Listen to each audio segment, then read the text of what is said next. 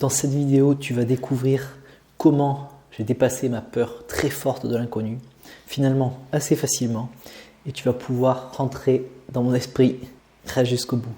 Est-ce qu'il t'arrive de devoir ou vouloir aller à la rencontre de quelqu'un, mais de te sentir complètement bloqué, tellement angoissé qu'il t'est impossible d'agir? Je connais bien cette sensation, mais qu'est-ce qui se cache derrière? Sûrement beaucoup de peur en réalité. Et pour dépasser cette angoisse, il convient d'abord de percevoir toutes ces peurs. Est-ce que c'est la peur d'être rejeté, la peur de décevoir, la peur de la réaction de l'autre? Comment il va réagir? Ça, effectivement, tu n'as aucun contrôle. Est-ce qu'il ne va pas être en colère? Pire, est-ce qu'il ne va pas me taper? Voilà, on peut s'imaginer plein de trucs en fait. Est-ce qu'il ne va pas être violent? Alors, je sais que ça peut paraître absurde, mais je suis certain que certaines personnes ont ces peurs-là.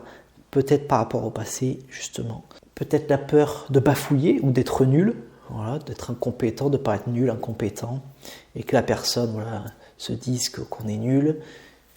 Donc, par rapport au regard des autres, du coup, une peur du regard des autres et du jugement des autres. Souvent, la peur finale, c'est soit d'être agressé, soit d'être rejeté. Peu importe, tu te plonges dans ces pires peurs pour libérer un peu de tension. Et dis-toi que peu importe ce qui se passe, tu seras fier de toi ensuite. Cela va créer un élan créateur et une boucle vertueuse. Et même si tu as très peur, c'est possible d'agir malgré la peur. Cela fait plusieurs mois, par exemple, presque 1 an que je veux faire de la pub en distribuant mes cartes de visite. Je procrastinais, je ne me sentais pas prêt. Et même en me sentant prêt, je sentais maintenant un gros blocage, beaucoup d'angoisse. Et en plus, une de mes patientes me fait faux bond.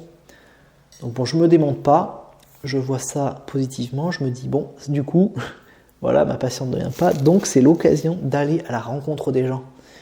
Et c'est drôle parce que si la personne était venue, tu vois, j'aurais pas eu cette occasion parce qu'après il fallait que j'aille récupérer ma fille. Donc finalement, tout tourne toujours à notre avantage.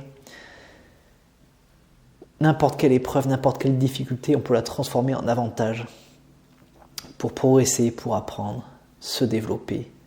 Je me prends un moment aussi pour me détendre et me connecter à des états positifs que j'ai ressentis dans le passé et dont j'aurais besoin pour agir.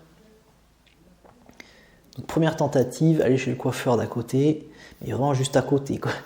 Et c'est vraiment pas facile pour moi de me vendre en face à face parce que en fait, j'ai jamais fait, clairement. Par rapport à ma nouvelle entreprise, j'ai jamais fait ça, me vendre directement face à face à l'autre et proposer mes cartes. Donc je me connecte à mon ancrage, combiné d'estime, de confiance et de courage. Et je me dis surtout, bon, peu importe si je bafouille, je sais que je ne serai pas à l'aise de toute façon. Et ce qui m'a aidé beaucoup aussi, c'est d'accepter mon état, donc difficile, mon état négatif, cette tension en moi, et que je risque d'être nul, forcément, puisque c'est la première fois que je le fais, c'est ma première tentative, donc c'est normal quelque part que je ne sois pas à l'aise, que je sois nul, puisque j'apprends en fait, je n'ai jamais fait. Donc c'est normal d'être nul la première fois. Et c'est bien pour ça que c'est l'occasion de le faire plusieurs fois pour devenir bon, en tout cas pour progresser. Et donc avoir moins peur derrière aussi, et donc gagner en confiance. Et que je peux aussi avouer à mon interlocuteur l'état dans lequel je me sens. Ça, c'est très important, car accepter son état et l'exprimer à l'autre, ça réduit grandement l'angoisse. En plus, la personne, elle pourra te rassurer. Mais cela demande bien sûr d'accepter ses faiblesses, mais ça, c'est essentiel. L'angoisse, elle vient aussi de là. En fait, la personne n'accepte pas ses faiblesses, donc elle veut encore moins les montrer. Et donc, ça crée encore plus d'angoisse, parce que vu que tout le monde a des faiblesses, mais que la personne ne veut pas les montrer, ça crée une tension en elle, c'est impressionnant. Ça, je l'ai vécu en tant que timide, maladif, je l'ai vécu. Plus tu cherches à cacher tes faiblesses, ou cacher peu importe ce que ce soit, ça te crée une angoisse, une tension interne. Donc du coup, je fonce malgré l'angoisse et j'entre chez le coiffeur. Effectivement, je bafouille un peu, mais du coup, je parle de ma gêne parce que je suis vraiment pas à l'aise. Et la personne, justement, est très compréhensive. Et même si je n'ai pas été au top, je ressors fier de moi. ouf de soulagement et surtout une grande motivation à continuer. Et là, ce qui est intéressant, c'est que vraiment la personne, elle est compréhensive. Pourquoi ? Parce qu'elle connaît les émotions. Ce que tu vis là, elle a déjà vécu. Pas forcément dans la même situation, mais elle a déjà vécu ce que tu as vécu. Donc il y a ce qu'on appelle une empathie qui va se mettre en place. Donc la personne, elle va être compréhensive et elle va te rassurer là-dessus, tu vois. Donc ça va encore plus te détendre en fait. Voilà. Donc c'est vraiment important d'accepter son état, d'accepter ses faiblesses et encore mieux de les verbaliser pour réduire encore plus la tension. Deuxième tentative du coup, comme je suis motivé, hop, direction la mairie, je ne me pose pas de questions avec cet état positif. Et c'est là qu'on voit que les pensées, elles ne sont pas vraiment efficaces en fait pour le changement. C'est vraiment l'état d'esprit et la sensation, tu vois, le ressenti que tu as qui te motive en fait. La motivation, c'est surtout un état et un ressenti, parce que c'est pas une pensée qui va, tu vois, c'est pas une pensée qui va t'aider à aller de l'avant. C'est surtout un ressenti, une énergie, quoi, un élan. Et du coup, durant le trajet, je me refais la scène et je peux ainsi analyser ce que je n'ai pas dit et comment j'aimerais le dire la prochaine fois. C'est vraiment à ce moment-là que l'analyse est intéressante, parce qu'après avoir agi et pas avant. C'est vraiment après avoir agi et pas avant que c'est intéressant d'analyser. Cela n'a aucun sens de trop analyser un moment qui n'a pas encore eu lieu. Et là, je te renvoie à la boule de cristal, le biais de divination.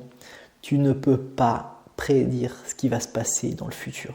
Si tu crois ça, si tu as cette croyance de pouvoir anticiper les choses, et d'imaginer ce qui va se passer dans le futur, tu te plantes complètement. Tu es dans un biais de pensée qu'on appelle le biais de divination. Renseigne-toi sur Internet, c'est vraiment important. Je me reconnecte du coup à cette estime, un peu plus à l'aise du coup. Cette fois, je dis vraiment ce que j'ai envie de dire. L'attention, vu qu'elle est moins forte, c'est plus facile, voilà, et que j'ai anticipé ce que je voulais dire vraiment. C'est plus facile de le dire comme je voudrais. Le résultat, bon, il n'est pas top, mais je ressens à nouveau ce sentiment de fierté et de confiance d'être passé à l'action. Troisième tentative, sur ma lancée, je décide d'aller à la poste. Je me dis, par contre, mais ça m'étonnerait que je puisse donner mes cartes à la poste. Mais justement, c'est un petit défi que je me donne.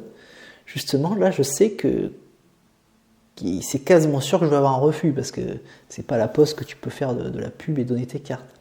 Mais là, j'ai comme une révélation, du coup. Je me dis, en fait, à ce moment-là, j'ai peur du refus, de me retrouver face à un rejet et une perte de contrôle, une perte de pouvoir, donc un sentiment d'impuissance. Quand tu as la peur de ne plus contrôler, quand tu as peur de perdre le contrôle, de perdre le pouvoir, c'est parce que en fait, tu as peur de ce sentiment d'impuissance qu'il pourrait y avoir, qui est propre d'ailleurs à la dépression, au burn-out. Dans la timidité, on le trouve aussi. Peut-être aussi dans la dépendance affective.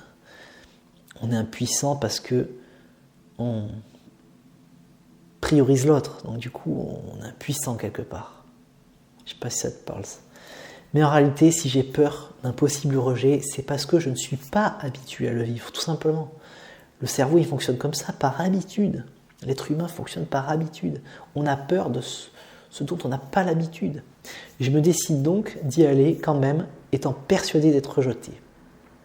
Et là, il y a vraiment la magie opère, parce que je subis un rejet, bon, comme j'avais prévu du coup, donc quelque part, j'ai le pouvoir, j'ai le contrôle, parce que je me dis, je sais que je vais être rejeté. Et ça peut aider aussi. Si tu pars dans le principe que tu vas être rejeté, du coup, t'es pas surpris, quoi. Mais en réalité, ce rejet, il est comme une délivrance pour moi. Un soulagement, car j'ai enfin subi quelque chose que je redoutais énormément, en fait. Car tant que tu as peur qu'il arrive quelque chose et que cette chose, elle n'arrive pas, ben la peur, elle est comme un suspens. Comme un suspens, c'est vraiment de l'angoisse, en fait. La peur qui est suspendue et dont on n'a pas conscience, c'est de l'angoisse. Une peur interne qui est en suspens, qui est toujours là. Alors que si tu t'y confrontes et que ta peur se réalise, du coup, ben c'est comme si cette peur, elle se libérait en quelque sorte, parce qu'elle n'est plus en suspens. Puis, pour avoir beaucoup de oui, cela passe par accepter d'avoir des non. C'est mathématique. Plus tu essaies, plus tu as des non, des rejets, Et aussi, plus tu as des oui, plus tu as des acceptations et plus tu as des réussites. Mais par contre, voilà, si tu n'essaies jamais, ben tu as rien. Ta vie est fade, triste, et plus tu évites tes peurs, plus celles-ci elles augmentent. Elles vont augmenter dans le temps, donc ça va créer de l'angoisse en fait. Des peurs en suspens parce que tu t'y confrontes jamais. Il est donc essentiel de se lancer malgré la peur. Et si ta peur est trop forte et bloquante, ben tu es libre de me contacter pour un premier échange sur ta problématique et ta demande. Dans ma difficulté, j'ai notamment utilisé des méthodes d'ancrage positif pour me motiver et ressentir de l'estime, voilà, dont je manquais justement à ce moment-là. Je n'arrivais pas à me vendre. Quand on n'arrive pas à se vendre, c'est que notre estime, là, elle est fragile. Et c'est une technique très puissante qu'on utilise en coaching afin de se connecter à un ressenti dont on a besoin en fait sur le moment. Et qui est encore plus magique, entre guillemets, c'est que tu peux accumuler les états positifs et t'y connecter en quelques secondes. Donc quoi que tu veuilles réaliser, tu as besoin d'un état interne particulier. En tout cas, cela sera beaucoup plus simple avec l'état adapté à ta situation.